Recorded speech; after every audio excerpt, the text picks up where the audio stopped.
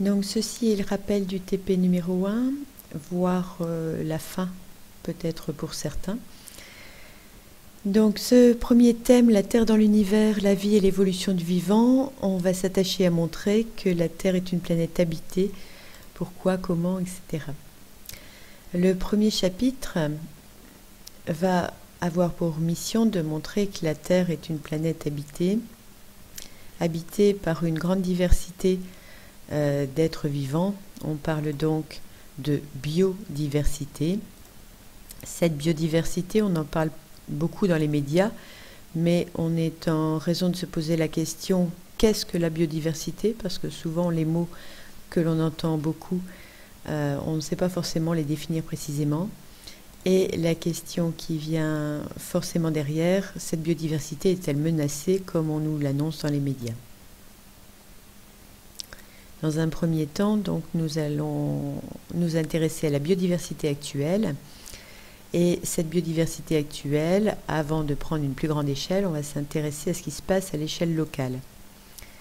En étudiant pour ce premier TP la microfaune du sol du lycée. Pour cela, on a utilisé l'appareil de Berlez qui contient différents éléments très simples. Une ampoule permettant donc de diffuser de la lumière et donc de faire fuir les petits animaux qui se cachent dans la litière ou le sol que l'on a placé. Puisqu'en dessous de cette litière ou ce sol, pour le retenir, on a mis un treillis avec un maillage fin qui ne va laisser passer que les petits êtres vivants qui vont être recueillis dans un récipient collecteur contenant par exemple de l'alcool pour tuer les animaux. On obtient ce qu'on appelle un culot de Berlez, c'est-à-dire le fond obtenu dans le Berlez est constitué de fragments de sol, des petits cailloux de la terre, mais aussi de micro-arthropodes. Micro veut dire petit, arthropodes parce qu'ils ont les pattes articulées. Alors on voit ici les pattes de cet animal, on voit qu'il en a 3 de ce côté, on peut supposer qu'il en a 3 aussi de l'autre côté.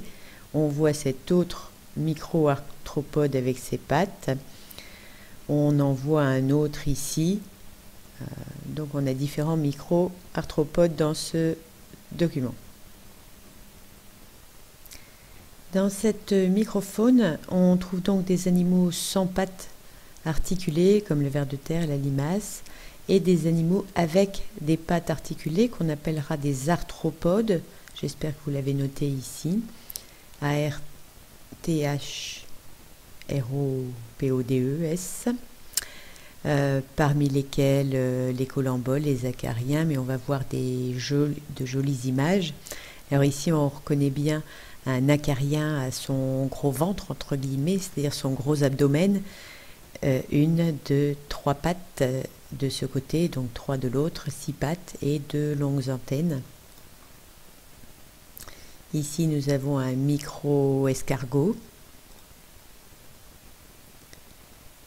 un cloporte, c'est la famille des décapodes, enfin du groupe des décapodes, de superbes images d'un photographe qui s'appelle Philippe Lebeau. Une araignée rouge, comme on le voit sur l'image, cette fois 8 pattes,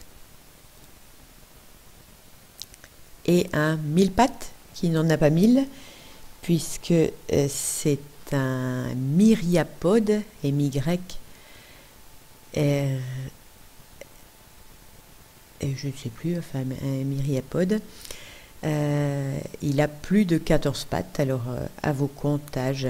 Vous pouvez, si vous le souhaitez, dans votre cours, ajouter des images de ces magnifiques êtres vivants.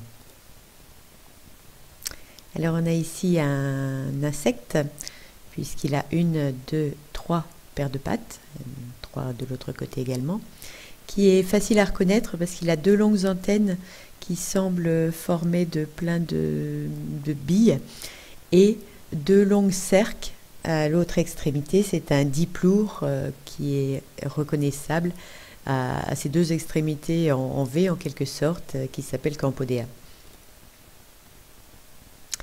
Donc vous avez collé cette feuille, animaux sans pattes articulées, vous avez bien sûr écrit 0 pattes.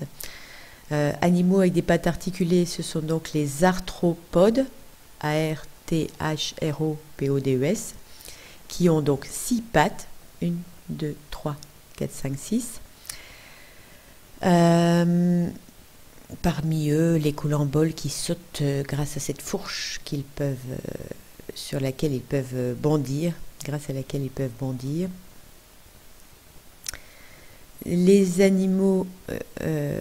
autres animaux à pattes articulées sont ici des animaux à 8 pattes, 4 de chaque côté, que sont les arachnides. Donc arachnide, 8 pattes. Ici, un animal que vous avez vu précédemment, le cloporte, fait partie de la famille des décapodes. Déca veut dire 10, donc 10 pattes. Et enfin, ceux qui ont plus que 14 pattes, c'est la famille des 1000 pattes, entre guillemets, c'est-à-dire des myriapodes. Cette fois-ci, j'y arrive. M-Y-R-I-A-P-O-D-E-S. Donc la microfaune de la litière est très diversifiée. Elle contient donc des arthropodes. Dans ces arthropodes, on a les groupes des insectes, des arachnides, des crustacés, des myriapodes, mais aussi des vers, le lombric, ainsi que des mollusques comme les limaces, les escargots, etc. Donc une grande variété. Les espèces représentées sur ces documents, que sont le cloporte, l'aïeul, la fourmi, donc des noms d'espèces, sont nombreuses. Vous ne voyez pas le mot nombreuse, je vous l'annonce. Alors j'ai souligné ce terme d'espèce et je lui ai mis un astérisque, puisque je vous demande de définir ce terme d'espèce en allant rechercher sur le site dans la partie mots-clés et de copier cette définition dans ton cahier de vocabulaire.